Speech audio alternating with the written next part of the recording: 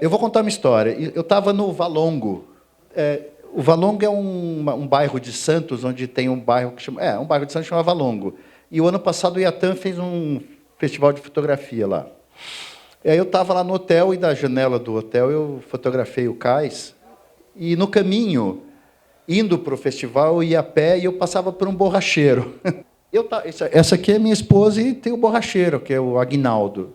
E tinha essa cena aí na frente, eu achei super legal. E eu estava caminhando. Eu tenho uma câmera de R$ 40, que eu adoro, que é uma Sony. Não posso falar isso porque eu sou Canon, mas tudo bem. E eu falei, poxa, posso tirar uma foto sua? Ele falou, pode. Nós conversamos e tal. Isso eu estava indo para o festival, né? Aí eu fiz essa foto para ele. Gente, eu fiz essa foto para ele e ele falou assim, que legal, que legal. Já várias pessoas tiraram foto para mim aqui. Aí eu peguei, eu sabia que tinha um stand da Epson. Na época estava a Epson lá. E eu sou amigo do pessoal da Epson. Falou, faz uma impressão fine art para mim. Aí eles fizeram uma impressão que eu dei para ele. Mas no meu estúdio eu fiz uma réplica. Que eu acho que eu trouxe aqui. Fiz essa foto, a foto é essa aqui, ó. Então eu fiz uma foto em papel de algodão, fine art, imagina, e dei na mão do mecânico que estava sem luva. Assim. Mas eu fui e imprimi a foto. A foto estava aqui. Aí eu fui lá e falei assim, Aguinaldo, olha, lembra aquela foto? Todo mundo fotografa, porque a borracharia é incrível, porque tem esse pneuzinho aí que é demais, né? E o cara todo tanquinho, forte e tal. E ele posou para mim, ele ficou segurando aquele macaco assim, que eu não consigo nem com as duas mãos, ele segurava assim, né? Aí eu voltei e entreguei a foto para ele. Então eu estava lá e falei, pô, tira uma foto. Ele com essa cara assim, né? Não, mas um doce, Aguinaldo. Aí parou, nesse momento, então tchau, tchau, prazer, eu fui embora. Parou um caminhão com 82 rodas, assim, né? O paraíso de qualquer borracheiro, né? Pô, o cara, juro, o Aguinaldo ficou assim, ó. Eu falei, você pendurei com as mulheres dentro da borracharia, porque cheio de pôster de mulher, né? Ele ficou olhando, gente, não é brincadeira. O hotel estava mais ou menos a uns 200 metros, o Ibis, na avenida. Eu fui andando, eu olhava para trás, a Paula falou assim, olha, o Aguinaldo está lá, o cara estava assim, ó, e o cliente do lado. O Aguinaldo, preciso ir. Juro, acho que ele ficou uns 5 minutos assim, ó, olhando essa foto. Eu acho que o Aguinaldo nunca tinha se visto numa foto impressa, não sei em RG ou no celular. Ele ficou enlouquecido, assim, e pasmou. Então, é uma coisa que a foto impressa tem esse poder, tá? Nós vamos falar sobre isso.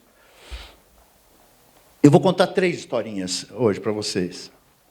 A segunda, eu tenho a família da minha mulher do Chile tem um cunhado que tem ele tem uma oficina de motos assim na casa dele. Na verdade, é um pequeno museu de motocicleta.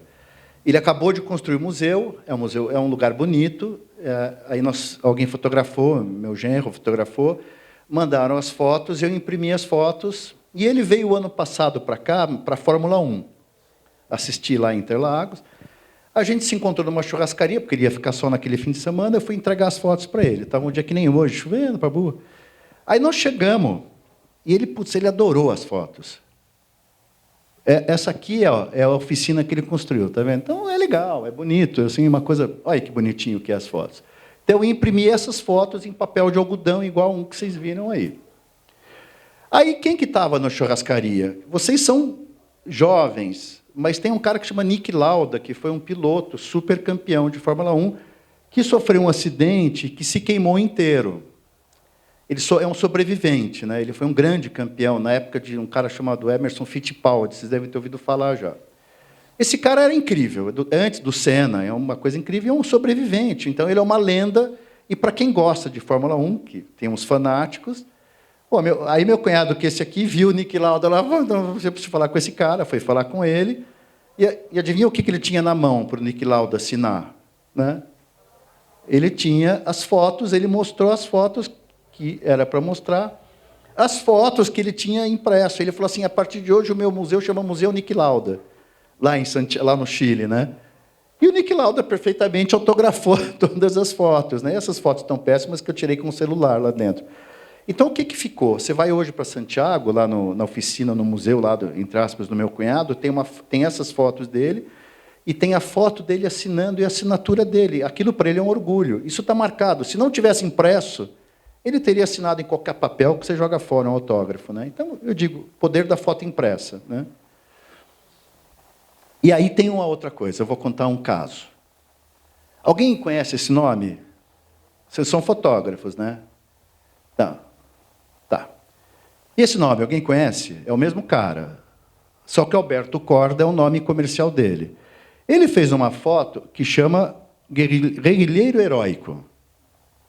Essa aqui é a foto do cara. Era para ser. Esse aqui é o Alberto Korda. E ele, que foto que ele fez? Essa foto. Alguém já conhece? Acho que todo mundo conhece, certo? Então, o Korda, quando fez essa foto, ele teve a primeira impressão dessa foto. Aí tem um amigo meu, que é o Mário Dias, que é um cubano, da mesma geração do Korda, e eles era muito amigo do Korda também, e aí o Korda estava segurando, quando a foto ficou famosa, o Korda estava segurando a primeira impressão que ele fez dessa foto, que é uma foto que acho que só Jesus Cristo acho que tem mais impressão, não sei, de verdade, né? Até cueca virou isso aí. Aí, esse meu amigo Mário Dias fez a foto que eu vou mostrar para vocês, que é essa foto, que é o Korda segurando a primeira impressão dessa foto que ele tirou no laboratório dele. E aí, o Mário estava no Brasil, foi visitar meu estúdio, que eu montei uma exposição para ele, e tinha uma foto que ele nunca tinha impresso. Só tinha impresso uma vez, ele imprimiu e vendeu para o Museu do Japão, que é essa foto. Certo? Aí eu vi essa foto lá e falei assim, Mário, que foto incrível, né? O Alberto Korda com a foto do Che, a primeira edição, foi eu que fotografei, a gente estava na casa dele, estava na parede a foto, eu falei, saca lá a foto dele na parede e vem fazer uma foto aqui. E fizemos. Aí ele me autorizou a fazer essa impressão num papel platine, que é esse papel que o Felipe acabou de falar, que é incrível. E o Mário assinou para mim aqui, uma caneta de pH neutro, Mário Dias, Cuba, 1999, para o Mariem, Brasil, 2015. Isso aqui, vocês não vão esquecer nunca mais, dessa foto, eu tenho certeza, porque... E está aqui, entendeu? Está aqui na mão. Se eu rasgar, acabou, mas está aqui. Então, é muito legal isso daqui, isso é o poder da foto impressa, isso que eu queria dizer, tá? Acabou. Não, brincadeira. Falta só 3h30, vamos lá. Então, eu dei esse exemplo para mostrar como a foto impressa ela tem esse poder de envolver as pessoas. Tá? E eu vou continuar falando sobre isso. Vamos lá, vamos contar um pouco da história. Então, não basta clicar, a gente tem que imprimir as nossas fotos. Tá? As nossas imagens, porque elas só são fotografias depois de impressa. Meus apoiadores são a Canon, a Canson, obrigado pelo apoio de vocês. Obrigado, pessoal do Farofa. Ano que vem estaremos juntos em Itu também. E esse aqui é o nome, que a minha empresa chama WePrint. Aí eu tenho esse projeto que chama WeClick WePrint. É meio inglês, né? Mas, enfim, está tudo certo. Então, eu acho que se a gente fotografa, a gente tem que imprimir. Senão fica... E eu vou explicar por quê. Esse trabalho visa conscientizar as pessoas de que as fotos têm que ser impressas, sabe? Eu falo da fotografia, de ter o papel impresso no álbum fotográfico, em embalagens especiais, ou mesmo em, ela falou aqui, caixas de sapatos. Né?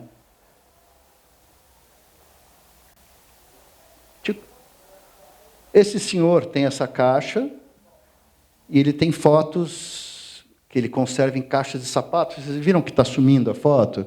Mas são fotos de 120 anos, então até que está durando bem, porque sempre foram guardadas. Se fosse em papel fine art, hoje duraria muito mais, se conservasse do jeito que ele conserva. Tá? Então, aí, ele tem 87 anos, ele tem a fotografia da avó dele, né? Que é minha tataravó, porque esse cara é meu pai, então é a bisavó dele. É nada como não ter que pagar cachê para ninguém, né? Não, e tem uma família que tem sorte, que tem fotografia há 100 anos na veia, né? Todo mundo fotografa, então acho legal. Nos últimos anos, a fotografia está ficando super acessível, que nem ela falou do celular, tem iPad, tem a câmerazinha dessa de R$ 40 que eu comprei, que é espetacular, sabe? Tem tudo, e tem essas Nikon, tem essas Canon poderosas, tem full frame, tem sem lente, sem espelho, tem de tudo, é maravilhoso. Tem umas Leica desse tamaninho, é incrível, né? Então, só que...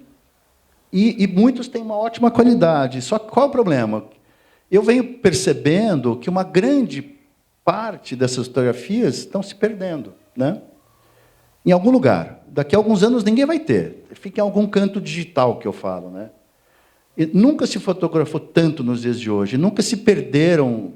Até algum professor de português? Eu nunca falo se perderam ou se perdeu. Se perdeu tantas fotografias e imagens no mundo. Virtual, nos computadores danificados, pendrives, HDs perdidos, DVDs, celulares, etc. Nunca se fotografou tanto e nunca se perdeu tanto. Eu acredito de verdade, eu venho falando isso há alguns anos, que a memória vai se perder, a memória imagética. Por exemplo, você falou da caixa de fotografia, da sua avó, isso aqui. Se você não imprimir suas fotos hoje, seus netos não vão ver você. Só isso. Entendeu? Acabou. Porque a internet vai acontecer isso. Ó.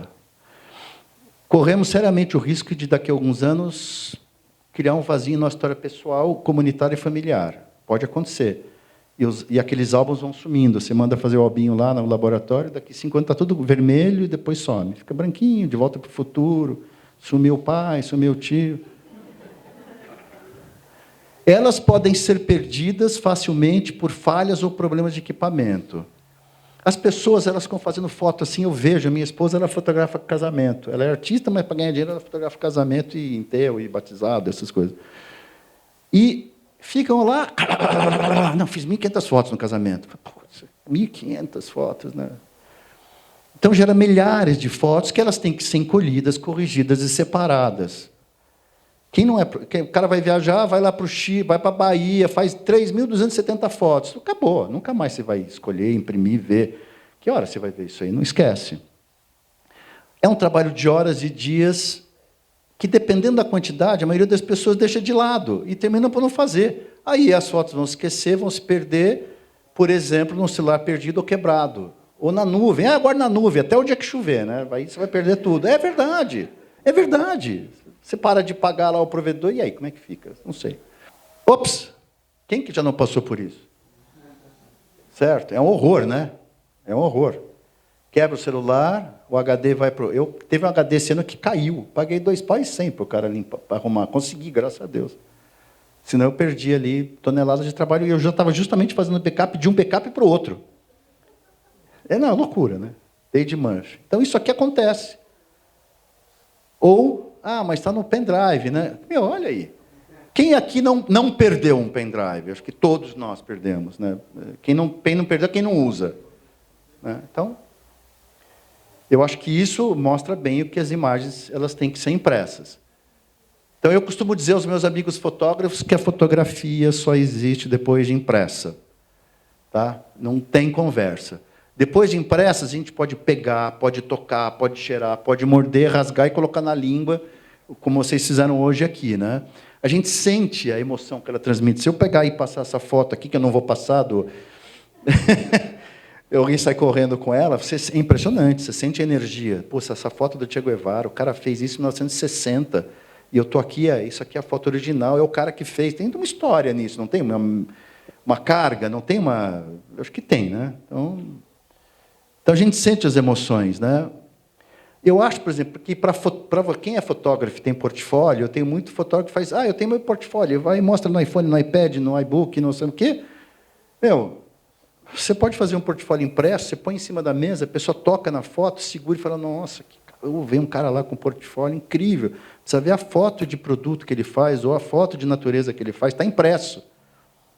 É outra coisa do que... porque mas você está tão acostumado a Facebook, Instagram, que você vai olhar o portfólio do cara e fala, uau, demais, e daí? E daí? Não pegou na mão. Então, eu digo, quem é fotógrafo, é tão simples, você imprime, faz uma pastinha de papelão, ou compra caixinha de conservação da Canson, ou faz uma pastinha assim, imprime lá 15 fotos, pronto. E você põe na mesa do cara, o cara abre assim, o cliente fala, nossa, olha que foto, cara, porque... Muda completamente uma foto impressa de uma foto para aquilo ali que o cara vai olhar como se fosse um filminho ou qualquer coisa assim, né? E o melhor é que a fotografia não precisa de energia elétrica para ser vista, né? Isso é legal. De noite acho que não dá muito se faltar luz, mas o resto, a fotografia vai durar 100 anos. Se acabar a humanidade, não tiver mais Mad Max, não tiver mais energia, a gente vê a foto, né? Eu acho legal, quem não tem? Eu tenho um filho que morreu faz 20 anos no acidente. Eu tenho as fotos dele impressas, eu adoro ver as fotos dele. Sabe que eu tenho vídeo dele? Sabe quantas vezes eu vi o vídeo dele? 2. Porque até botar o vídeo, e aí não é mais fita, agora é DVD. Putz, agora não tem mais DVD, agora tem que passar para a nuvem. A foto não, eu tenho fotos do meu filho que estão lá. E quando eu tenho saudade, eu vou lá, olho para a foto dele, acabou e está tudo certo. Então, até isso tem. Né? Porque esse filme, eu juro, eu tenho um monte de DVD que está lá. Meu filho, mas não tem o saco, não tem nem mais o projetor. Então tem que passar para o DVD, assim vai. Entendeu qual a importância da foto? Um álbum fotográfico? Daí eu falo, imprimam suas fotos. E olha, adivinha quem é essa? Isso. Então eu quero orientar as pessoas a imprimir suas fotos para presentear. Isso aqui ela está segurando os avós dela, os meus bisavós, bisavós. E ela já está com 86 anos. E tem lá essas caixas. É legal, né? Aí, ó. Ele tá fazendo. Esse aqui, no caso, também é a avó dele, ou a bisavó, acho que é a bisavó dele. Eu não tenho certeza que foi no começo da fotografia. Tem a data lá, tem até o carimbo atrás, né? Mas está sumindo, tá vendo? Então, o que eu fiz? Eu estou escaneando, fotografando, e algumas eu estou colocando em papel de algodão, lentamente. Estou montando uma fotobiografia deles, assim, num papel de algodão, super bacana. É um produto legal também, né? Pode escrever um texto também. Você pode até fazer um digipix, se quiser. Eu não recomendo que acaba, mas também funciona. Melhor do que não ter, né? Você pode fazer os álbuns, está vendo como era antigamente? Ó? Você pode fazer assim, imprime em papel de algodão com essa impressora, que vai durar uma eternidade, faz um álbum de papel preto, e você cola com cantoneirinha e pronto, está feito. Vai durar, vocês vão ficar velhinhos, aqui, lembra naquela palestra, aquele careca lá em Suzano. Ou você faz um digipix, só que você sabe que isso vai durar menos. Mas vai durar bastante, mas vai durar menos. Mas é melhor que nada. Eu ainda acho que é melhor isso do que perder na nuvem ou perder no pendrive, tá? A fotografia impressa, ela serve como decoração. Esse aqui é um hotel lá no Chile, eu estou conectado com o Chile porque a gente vai muito para lá, chama Hotel Vic. Esse hotel, cada quarto ele é decorado por um artista ou por um fotógrafo. É um hotel incrível, eles construíram uns milionários suecos, na beira de um lago, lugar feio, né? E eles têm uma plantação de uva, e tem um vinho Vic, e tem esse Hotel Vic, que não dá para hospedar, porque a gente não tem tempo de ir lá, nem dinheiro para pagar. Mas cada quarto é decorado com fotos ou com coisas. Então está aí, e tudo é feito em fine art, e dura muito tempo, é muito legal, né? Você pode fazer obras de arte. Isso aqui é uma exposição do V8, isso aqui é o Museu de Arte Contemporânea de Campinas, MAC de Campinas, é uma exposição do V8. O V8 é um fotógrafo, ele era um fotógrafo oficial da cidade que fotografava tudo, em 1920, 1930, foi até os anos 70 tal. Ele fotografou o cotidiano de Campinas. E essa exposição, por coincidência, a Unicamp tem um acervo deles, eles passaram para mim, eu restaurei e fiz a impressão de 80 fotos, é incrível. O pessoal fica lá vendo a história de Campinas em alta qualidade. E essas fotos, antes eles tinham esse processo, as fotos foram perdendo. Eles escanearam, e aí estavam perdendo o scanner. Aí fizeram as impressões. Agora eles têm 2 backups e têm essas impressões, que vão durar muito tempo, porque elas foram bem emolduradas, está no acervo deles, né? Mas é arte, você pode fazer arte, né?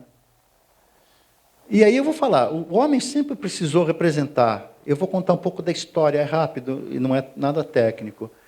A gente precisa representar a realidade, sabe? E até o século XIX era a pintura, porque não tinha máquina fotográfica, certo? A representação permite fazer perdurar a memória individual coletiva ao longo do tempo. Eu tenho falando nisso aqui direto, tá? Então, as primeiras formas de representação que o ser humano fez, o ser humano precisa representar. Sabe escrever na árvore, eu estive aqui, os caras agora picham, né? Mas antigamente faziam arte, né? Então, lá, por exemplo, nessa caverna na França, em Chauvet, que não é de chover, elas têm 35 mil anos, esses desenhos. que é isso? É fotografia do dia a dia que os caras tinham. O que eles tinham lá? Tinham os bichos lá, que eles caçavam, que eles comiam. Eles pintaram isso com carvão ou com pigmentos. Como ficou dentro? Primeiro que é pigmento mineral. E provavelmente o carvão é usado, é um pigmento mineral. São pigmentos que a Canon usa nas tintas. Por isso que elas duram muito tempo. E não tinha luz. Aqui dentro das cavernas não tem luz. E ficaram fechadas, então pintura de 35 mil anos. É demais. Depois tem uma outra caverna que é mais conhecida, essa aqui não está podendo visitar agora, que é Lascaux. Isso aqui é incrível. Esse lugar é incrível. Você anda, isso aqui está iluminado, você anda assim, centenas de metros com pinturas por tudo, é maravilhoso. Não estão deixando visitar, porque justamente a coisa do flash, a coisa do, sabe? Para não estragar. Mas aí, ó, representando os bichos que eles tinham, sabe, as cenas do cotidiano, preciso me marcar, né? E na Argentina, aqui no Brasil tem muita coisa também dessa mesma época. Eu não coloquei aqui, mas no Piauí tem muita coisa, em vários lugares tem. Mas essa que eu vou mostrar agora é na Argentina, na Patagônia, é incrível, porque tem 10 mil anos, chama Cueva de las Manos, vocês vão ver por que já, né? Gente, isso tem 10 mil anos. E, bom, primeiro que parece uma obra de arte, certo? Eu acho que parece. E segundo, que isso aqui é o testemunho dos caras que moravam naquela caverna. Então, está representado até hoje, você sabe, não, espera aí, eu vivo 80 anos, 90 anos, 70 anos, os caras viveram aqui há 10 mil anos atrás, e estavam colocando a mão lá, e fazendo a sua pintura, e fazendo o seu... Né? Não é demais isso? Eu acho incrível. Então, o ser humano sempre precisou. Por que eles faziam isso? Para lembrar, olha, tivemos aqui. Acho que cada um lá da família foi botando a mão, né? E há 10 mil anos eles já têm mãozinhas pequenas. Às vezes a gente imagina que era uma mão de orangotango, mas não era uma mãozinha já. Então, está tudo certo. A gente continua a registrar nossas realidades, nossos sonhos, nossos desejos, e aí vai. Então, começa, por exemplo, esse aqui, ó, o Van Eyck, né? Para quem não está vendo aí, é de 1434, o Arnolfini era esse cara aqui. Então, ele estava casando com a mulher, que parece que estava grávida. E é muito interessante, ele pintou, um holandês, ele pintou em 1434, esse aqui era um cara rico, que tinha dinheiro, que podia pagar para um pintor, contratou o pintor. Ele fez, é engraçado que aqui tem um espelho, e ele se pintou no espelho, assim, sabe, como fosse um reflexo dele. 1434, o que seria uma foto de casamento, né? Que, sei lá, quem aqui que já não fez isso, né? Quantos casamentos você já não fotografou? Depois, por exemplo, o Rembrandt é incrível, incrível, 1627. Isso aqui, ele é um cambista, é um agiota, sabe? Um cara que ficava contando dinheiro, ele fez essa pintura maravilhosa. Então, você vê como era o cotidiano de um cara que juntava dinheiro. Tal.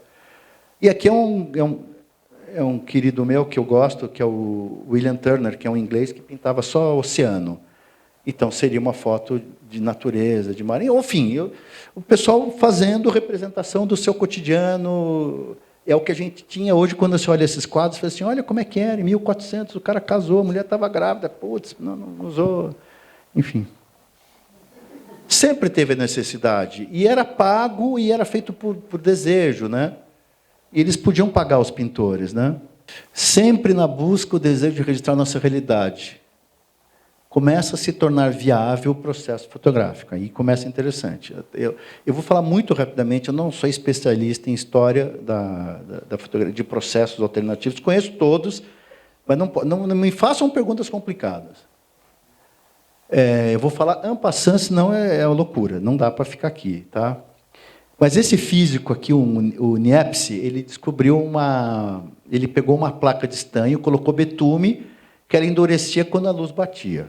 Assim. Aí ele pegou, e na parte que não é afetada pela luz, o betume era tirado com uma solução de alfazema. E em 1826, ele deixou uma dessas placas exposta na janela. Ele tinha uma câmara escura. Essa câmara escura, o Da Vinci já usava, isso já tem, os grandes pintores já faziam a câmara invertida, né, que era uma câmara escura. Ele usou isso, tinha uma lente, tinha um ótico que esses óticos fabricavam as câmaras escuras para os pintores, tá? Porque ela projetava a imagem. Você coloca a câmera aqui, ele projeta a imagem ao contrário, a pessoa pintava lá em cima da imagem. Então, ele conseguiu fazer a primeira fotografia permanente do mundo. Ele chamava isso de heliografia, demorou 8 horas para captar a imagem, que é a foto da janela do telhado do vizinho. Ele deixou lá na janela dele. Todo mundo que estudou fotografia já deve ter visto essa foto algumas vezes, né? Mas é o começo da gente caminhando para... Tem uma maldade aí que nós vamos chegar nela. Depois entrou o Daguerre e o Talbot, fazendo a mesma coisa, que eles moravam em Paris e em Londres, tinha muita grana, tinha muito dinheiro, tinha muita gente, e eles descobriram, no mesmo ano, eles tiravam fotos pelos processos que eles fizeram, né? Aqui vale uma parte. O Hércules Florence é um francês que morava em Campinas, e antes desses caras, ele já tinha criado esse processo. O Boris Kazoy, que é um estudioso, provou isso, e também o Erivan de Oliveira, que é um outro professor. Então, ele revelou a primeira foto dele em Itu, é onde eu moro, por coincidência. Por isso que no nosso festival a gente faz uma homenagem ao Florence, né? Em 1933 ele fez, só que ele não tinha dinheiro para registrar. Ele conseguiu fixar com a ajuda de um químico que morava lá em Itu, que era o Engler, que era um austríaco. Ele era médico no hospital que tinha lá, um hospital para pessoas com hanseníase. Ele tinha o maior laboratório que tinha no estado de São Paulo, depois era no Rio. E lá eles conseguiram quimicamente revelar e fixar uma foto, né, em vidro. Enfim, e segundo consta, eles criaram lá em Itu a palavra fotografia, né? Depois o Talbot registrou, mas só para curiosidade, o Hércules Florence entrou em depressão, porque no fim ele casou com a filha do tal do Engler, e ele estava lá almoçando, chegou um cara com uma máquina da guerra e falou: olha, foi patenteado na França 10 anos depois. Ele entrou em depressão. Pô, podia eu ter feito isso, mas não tinha. Aí são vários suportes que as fotos foram feitas, processos, né? Quase aos 180 anos, começou as chapas de metal da guerra, o tipo, onde a fotografia tem uma base de cobre com uma camada de prata. A imagem é ao mesmo tempo positiva e negativa, então ela fica dentro do estojo, porque a foto é a chapa de metal, tá? São imagens únicas, fixadas diretamente, não tem negativo, ok? Aqui eu vou mostrar, isso aqui é o que todo mundo já deve ter visto, um daguerreotipo. Ele vem nessa caixinha para não estragar, porque é metal, e senão ele rasga, estraga, né?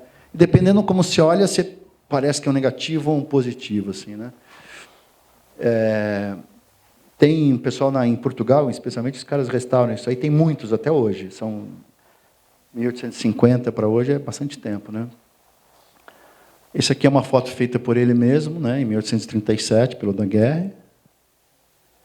Aí o calótipo do Talbot, que era da Inglaterra, ele usava uma folha de papel impregnada com sais de prata. Aí ele girava primeiro o negativo, depois ele transformava num positivo, tá? Isso é um daguerreótipo. Então ele empregava o papel, punha lá na câmera escura, tirava a foto, era o negativo, ele fazia um contato e fazia o... Tem muita gente fazendo isso por aí ainda, quer dizer, algumas pessoas ainda fazem, é bem legal, né? Se vocês procurarem na internet, vocês vão conhecer. Aqui no Brasil tem gente que faz. Depois veio o período dos negativos em vidros, esse foi genial. Até em Florianópolis, agora tem um amigo meu, encontrou uma herdeira de um fotógrafo sueco que morou entre 1800 e 1900, ele tinha 1.200 negativos de vidro, estão incólumes, ele fez o maior trabalho e soltou um livro sobre isso, está tudo lá, incrível, incrível, incrível, incrível. Isso dura muito, né? São negativos... É a ideia do negativo, né? Isso aqui é um pedaço de vidro, e o tamanho da foto era o tamanho do vidro, quer dizer... Então, fazer um pôster era meio complicado, né? Porque é pesado, a máquina era pesada, tudo era pesado. É uma superfície barata, né, o vidro. Para os positivos, o papel de albumina foi rapidamente aceito a partir de 1855 e passou a ser papel usado para impressão de colóide úmido, né? Bom, essa dupla aqui de colóide e de albumina foi usada até agora, até pouco tempo atrás.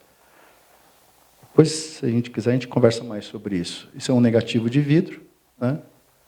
Alguém já viu pessoalmente o negativo de vidro? O Emerson viu, é bárbaro, né?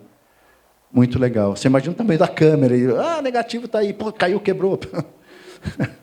É um horror. Mas era a necessidade que as pessoas tinham de registrar nossas imagens, né? Porque não é todo mundo que é pintor, né? Eu, por exemplo, estaria perdido para registrar meu cotidiano, né? Como é que eu ia fazer? Aí, a impressão em papel de carvão apareceu em 64, não tem prata. Ela é formada por um pigmento disperso em gelatina sensível à luz impregnada em sais de crômio. Aí o pigmento podia ser o carvão em pó. Por exemplo, eu tenho uma impressora lá da Epson que eu estou pensando em botar tinta à base de carvão, que tem uns americanos que fazem. para imprimir só em preto e branco, é bem legal. Ou então em tons, eles fabricam tons de castanho e preto. A cromotipia foi até 1940 e é incrível isso. Isso acabou, mas tem as tintas que você pode até adaptar uma impressora Fine Art para isso. É bem legal. Aqui é um exemplo, é meio vermelhado, pode ser meio marronzado, meio preto, né? Bem legal. Isso aqui dura muito. Provavelmente usavam papel canson, né? Com certeza usavam papel canson, que era o papel, foi o primeiro papel registrado. Eu acho que até eu menciono aqui. Negativos em película. Aí vem a criação de um novo suporte para negativos tornou-se inevitável. O vidro era pesado, era complicado, volumoso e tal. Aí teve um gringo, um tal de Eastman, George Eastman, alguém já ouviu falar em Eastman, Kodak Eastman, esse cara inventou, conseguiu pegar o celulose, uma tira de película flexível, e um pequeno rolo podia fazer um monte de negativo, né? Ele comercializou um rolo, em 1885, um rolo fotográfico, emulsão de gelatina e brometo de prata, apresentava numa tira de papel. Aí ele lançou no mercado a primeira película com suporte de plástico e celulose. Ele primeiro fez um de papel, depois ele fez um de celulose, que é o negativo. Putz, aí entrou na nossa história, né? E mudou. Isso aqui é uma embalagem original fechada, algum museu que conseguiu encontrar. Então, isso aqui é o primeiro filme popular. E aí o Eastman com o Kodak, né? O Kodak fez a câmera com a tecnologia do Eastman, depois eles até acho que brigaram, teve algum problema. Mas isso popularizou a fotografia, porque você não precisa aquela máquina que custa uma fortuna, carregando assim. Quem não teve uma Kodak, quer dizer, vocês não, mas... o pessoal da minha idade, todo mundo teve uma Kodak. Tinha uma Kodak que chamava Kodak Instamatic, que você comprava, fotografava, mandava revelar. Você mandava a câmera para revelar. Aí eles te devolviam as fotos de uma câmera nova com filme dentro, entendeu? Então era incrível, todo mundo podia fazer foto, né? Isso popularizou a fotografia, né? 1890. Isso tudo são exemplos para ilustrar nosso desejo de registrar as nossas imagens, de permanência, de manutenção, de ter aquilo na mão, tá? Com qualidade. É uma linda jornada que vale a pena ser conhecida e estudada, né? Para entender a própria natureza humana. A gente viu aqueles quadros do Rembrandt, por exemplo, né? O do Van Eyck, aquela... Você começa, pô, os caras 1400 já estavam fazendo uma festa de casamento, a mulher estava grávida, fez a foto, fez a pintura. Você está vendo, são 500 anos, né? O cara podia ter tirado uma foto do descobrimento do Brasil, né? Aquela pintura mais antiga que o descobrimento do Brasil. Olha que legal você poder ver isso, né? Que riqueza de detalhe você poder... Então, aliás, eu aconselho para todos que são fotógrafos e são jovens, não, parem um pouco com a técnica e cuidem vejam bastante Rembrandt, os grandes pintores, grandes mestres, luz, sombra, o próprio... Por exemplo, aquele inglês que pinta... Agora me deu branco. O meu herói aí que pinta o mar. Vem as fotos de natureza, os desenhos de natureza, aí eles dão uma dramaticidade que, para fotógrafo, isso ajuda a desenvolver muito o olhar. Porque, às vezes, a gente se perde muito na técnica. Eu recebo no meu estúdio muitos fotógrafos, e muitos jovens. E o cara conhece tudo de pós-processamento, pré-processamento, lente, câmera, não sei o quê, e as fotos do cara... Eu olho e falo, legal, mas assim, legal. Ele fotografou o mesmo lugar. Ontem eu estava com Araquém Alcântara, um fotógrafo brasileiro que fotografa a natureza. E eu estava falando assim, puxa vida, eu vejo o cara fotografou o morro, tá, o Emerson conhece o Araquém bastante bem, fotografa lá a Serra da Canastra, vem o cara do lado dele e fotografa a mesma serra. Por que as fotos são diferentes? Por que a foto do Araquém tem mais peso, intensidade? Porque... pela própria experiência de 50 anos como fotógrafo, mas por sensibilidade. Ele estudou muito, ele se preocupou em ler poesia, em ver os grandes métodos da pintura, e desenvolveu um pouco de sensibilidade. Parece que falaram ontem aqui sobre isso, hoje de manhã, não sei, mas é isso. Vocês têm que procurar. Meu conselho para jovens fotógrafos é ler sobre os grandes pintores. E ver o Cartier-Bresson, ver os grandes fotógrafos, né? Aquele americano, como é que é? O Ansel Adams, esse pessoal. Como é que esses caras faziam? Né? Eles eram... Porque, para fazer um clique, você imagina o Ansel Adams para fazer um clique lá no vale, não sei da onde. O cara tinha 5 chapas para fotografar. Aí ele tinha que cronometrar tudo, tinha que dar tudo certo para a coisa sair, entendeu? Eu tenho um fotógrafo chileno que é meu amigo, já é um cara da minha idade, um pouco mais velho que eu, que ele foi expulso do Chile, depois que arrancaram todos os dentes dele pela ditadura, ele foi para a Europa, né? E ele sempre foi fotógrafo. E ele fala assim, não, tem que treinar sem filme na máquina. Você tem que preparar a foto antes da foto acontecer. né? Eu acho que eu tenho uma foto dele aqui, eu queria mostrar para vocês entenderem o que eu estou falando. Ele estava... essa aqui é uma foto que não deu certo, numa exposição que eu fiz, ele me deu. Ele estava sentado num bar, ele sempre está com a câmera, daí ele viu uma carroça vindo. Ele olhou à frente, preparou a câmera, falou, essa carroça deve passar aqui, né? A hora que passar, eu faço uma foto do cavalo. E, por sorte, o cara empinou, resolveu empinar na frente dele. Ele fez essa foto, só um clique. Ele levantou, fez o clique, abaixou e continuou tomando o café dele. Incrível, né? Tem toda uma brincadeira nessa foto, tem composição, tem tudo. Então, assim, a foto tem que estar feita antes na cabeça. Não é chegar e fazer 5.000 fotos. Pensar a foto antes de fazer. Eu estava contando para ele que tem um fotógrafo menino que ele estava sem dinheiro, quando ele mandava revelar um filme, isso agora, que ele usava filme, aí ele saía fotografando sem filme. Ele parava, tal, porque ele tinha que se planejar para quando ele tivesse 36 poses, custa caro, para ampliar mais 36 poses, né? Então, eu acho que é isso aí. Bom, gente, agora, deixa eu ver, a primeira reprodução... eu tenho mais uma coisinha para contar, eu vou contar um pouco da história do Fine Art, que é isso aqui que nós vamos falar de reprodução. A primeira, que eles chamam de giclée, foi realizada em 1989, uma impressora de jato de tinta da marca Iris, 3047, e um papel aquarela Rag da Canson, tá? Sem o coating, porque não tinha coating, né? Essa impressora era destinada ao mundo de pré-impressão. É que nem eles que trabalham com pré-impressão conheceram, porque é bem antigo, né? E tinha esse cara aqui, que é o Graham Nash, que era um músico que tocou em Woodstock, foi um festival que teve nos Estados Unidos de rock. Ele tinha uma banda, que é Crosby, Stills, Nash Young, e ele montou uma galeria, ele ganhou muita grana. Ele se apaixonou, ele fez uma editora de livros de arte, ele não se conformava que você não podia fazer uma foto impressa com qualidade, e ele comprou essa Iris, ele pagou $100 e tantos mil, e junto com a Epson, na época, ele desenvolveu a linha estilos, ele desenvolveu as tintas minerais, ele foi um dos caras que apoiou. Então, a tinta mineral é a mesma tinta que o pintor usava, é o mesmo pozinho, mistura com água, e por isso que dura, né? Ele foi o primeiro a abrir a porta de um estúdio de impressão para fazer reprodução de obra de arte. Tem bastante tempo. Esse é o site dele, que ainda existe, ele está na ativa. Por acaso, eu dei um print screen na tela dele. Essa aqui é uma obra do Leonard Nimoy. Se alguém assistiu Star Trek, sabe quem é o Leonard Nimoy, que é o Sr. Spock, né? Ele era artista, eu não sabia, fiquei sabendo usando. Então, assim, incrível, né? Como a história começou em 1991. Aí, com o avanço da tecnologia dos últimos 25 anos, está ficando cada vez mais eficiente essas impressoras. Tanto na qualidade, na reprodução de cores, no gamute, no emaque dos papéis, como a durabilidade, na longevidade. Isso aí sou eu imprimindo uma foto do Luciano Candissani quando eu usava a Epson ainda, tá? Esse cara é bem premiado, é da National, e, enfim, ele é um cara chato para burro, para exigir qualidade, mas ele também imprinta as fotos dele, mas fica bem legal. Essa foto é espetacular. Isso vai durar muito tempo. Se ele não pôr na chuva, se a empregada não passar o veja, tudo vai durar. Ela tem cores ótimas em relação ao que tinha. Eu sou um cara que foi criado em laboratório, em impressão analógica, e de verdade, incrível. Bom, olha, sobre papel, eu vou passar porque o Felipe falou tudo, tá? Então eu acho que eu vou pular. Esses papéis eram utilizados por os mesmos papéis, porque a Canson é de 1550 e pouco, ninguém falou isso, né?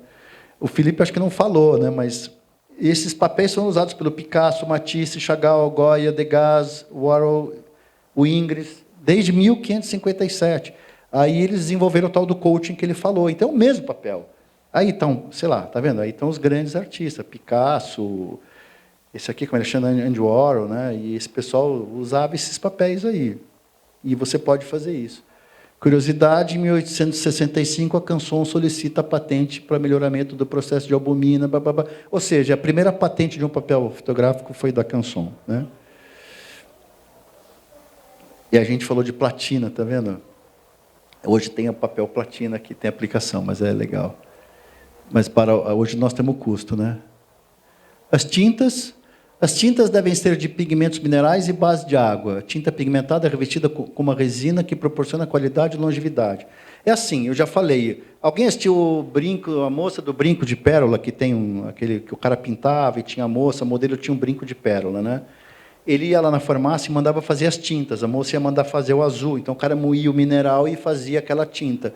Essa é a ideia de estar fazendo isso nessas tintas que estão nesses cartuchos dessa impressora aí.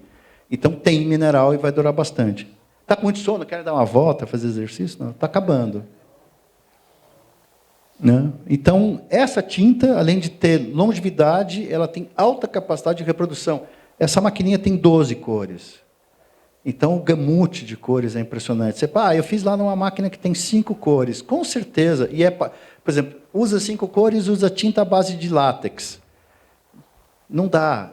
A passagem, a profundidade de cor, a resolução das imagens nunca vai ser comparável. Pode até ficar bonito, mas não é perfeito, não é lindo, maravilhoso, espetacular, e vai fazer a diferença, que é o que vocês têm que fazer. O trabalho de vocês tem que ser maravilhoso. Não precisa ser meia boca. Tem uma pessoa outro dia que montou minha exposição feita em xerox. Né? Tudo bem. Sabe? Gente, ficou horroroso. E ela foi lá na Patagônia fotografar aquele Fitzroy que todo mundo vai, voltou e imprimiu numa máquina de como é que chama? Laser. É melhor não fazer. Mas eu falei, não, por que você fez isso? Eu estava com pressa. Bom, então você não está respeitando todo o teu trabalho de ter ido lá, trabalhado, processado, viajou, gastou uma grana, espera um pouco, não precisa, podia não ser nem comigo, não podia usar um papel alfa-celulose, é mais barato, mas ficaria lindo, 1000 vezes melhor. Então, quem foi ver, bacana, né? Porque não é assim, puta, nossa, eu imprimimos no cara da mesma coisa na Patagônia, do Sérgio Roberto, e as pessoas ficavam assim, o que é isso? Por quê? Estava com moldura, um papel maravilhoso, papel de algodão, de cair o queixo, né? Tudo bem. Então, faz a diferença. E acontece que o Sérgio vende, ela não vende. Essa que é a diferença. E a gente quer o quê? Din-din no bolso, fazendo fotografia, não é? Eu quero que vocês vão imprimir comigo para quê? Para eu ganhar din-din. É assim que a vida é, não é assim que a gente faz? Ou por amor, ou também por amor, e o dinheiro é uma ótima consequência para a gente sobreviver, né? Então tem que fazer direito. Né? Eu acho que tem que fazer direito. Fazer meia boca é melhor não fazer, sinceramente. Espera mais um ano. A minha esposa é artista, ela espera 1 ano e meio até ela conseguir as condições de poder produzir como ela quer. Tá? Então, as tintas são até 12 pigmentos de alta densidade, elas podem durar de 200 a 150 anos, 200 anos de álbum de fotografia e 150 através de um vidro resistente à luz. Gente, é assim, a gente vai, não, dura 200 anos. Então tá, alguém tem casa na praia? Não. Tudo bem, alguém tem carro? Tem. Larga o teu carro e vai viajar. Fica 2 anos e vê que teu carro vai estar quando voltar. Ali, carro, né, que é feito de aço e tudo. Acaba, certo? Uma casa, se você não cuidar... Eu vi outro dia umas fotos de uma fotógrafa maluca, foi para Chernobyl. Já pode fotografar. Tem o ginásio, eles saíram de Chernobyl, o ginásio ficou inteiro lá, certo? Que não pode mais ficar... Tem essa... Ginásio de quadro de basquete, sabe? Coberto, assim. No meio do ginásio, não sei se alguém viu, tem árvores de 20 metros de altura, em 20 anos. É uma loucura. Então, você fala assim, então como é que uma foto vai durar 200 anos se você não cuidar? Então, tem que fazer um passo-paturo, cuidar, olhar de vez em quando, tirar da parede para ver se não está cheio de fungo. O cara faz uma foto fine art e leva lá para a casa da praia em Ubatuba e pendura lá na parede, que tem uma tremenda umidade. Né? Tem que olhar, tem que cuidar, não pode bater sol. Né? Você não pode pôr em cima de uma geladeira que o ozônio sobe, afeta também a foto. Tá? São cuidados. As impressoras, elas têm desde A4 até 1,60 m. Essa aqui, por exemplo, faz um A2, que é quase 60 por 40. Todas têm super tecnologia. Eu tenho recomendado muito a Canon, mas a Epson também faz legal. A HP fez uma tremenda impressora boa, mas tirou o pé do mercado. E a HP também está tirando o pé do mercado. Então, está ficando como opção a Canon. Eu tenho gostado muito do suporte, da tinta, do atendimento. Porque você tem impressora e não ter tinta não adianta. Então, eu tenho gostado muito. São essas impressoras. Aí eu coloquei da Canon, que a Canon são os meus apoiadores, eu coloquei as que eu tenho. Né? Eu tenho essas 3 máquinas, essa aqui é a que está aí, ó, e essa aqui é uma que é legal para ter em casa. Ela também faz até um A3 um A3+, né? Com tinta mineral também, é bem legal. Então, por exemplo, assim, eu insisto para os meus clientes comprarem. Falo, pô, mas você está insistindo para o cara comprar e você deixa de vender? Eu falei, não, o cara vai e faz o teste lá, vê que a foto está boa, fala, Marinho, está tão lindo, agora eu preciso fazer com 1 m por 1,80 m. Eu falei, então é comigo mesmo. Ele já faz o teste lá. Porque senão ele vai fazer comigo, ele faz o teste comigo, aí então eu já gosto que ele faça um pré-teste.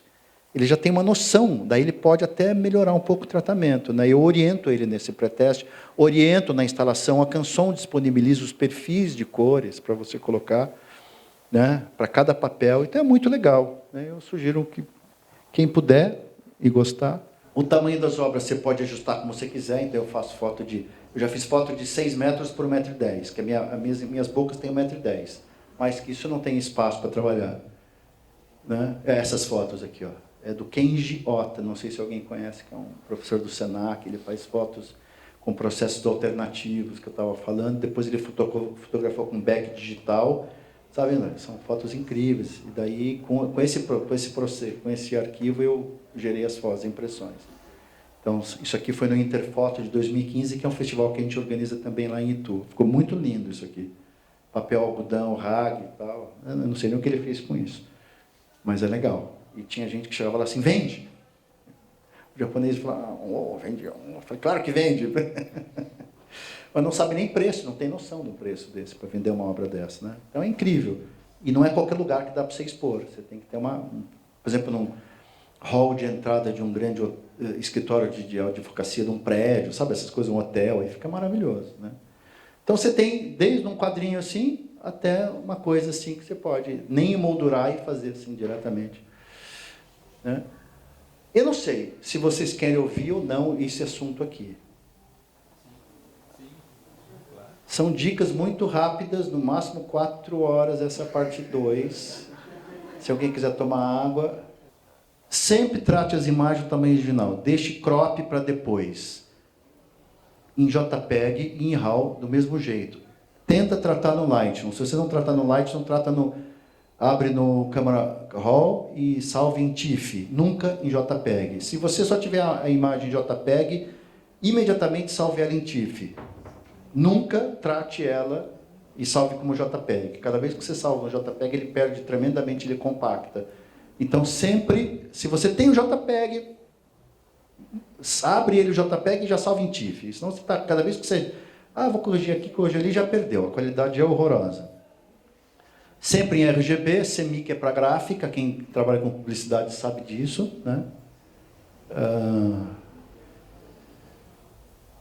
Eu sempre digo, quem usa o Lightroom agora fica fácil, tem que usar o espaço de Profoto, 16 bits, durante o tratamento usar sempre 16 bits, que é o default, que é o padrão do Lightroom. Se você estiver no Photoshop, abra no Camera Raw, em Profoto, 16 bits no Photoshop. Trata e salva um TIFF, aí afinal você pode salvar com uma Adobe RGB 8 bits, que ela fica bem mais leve.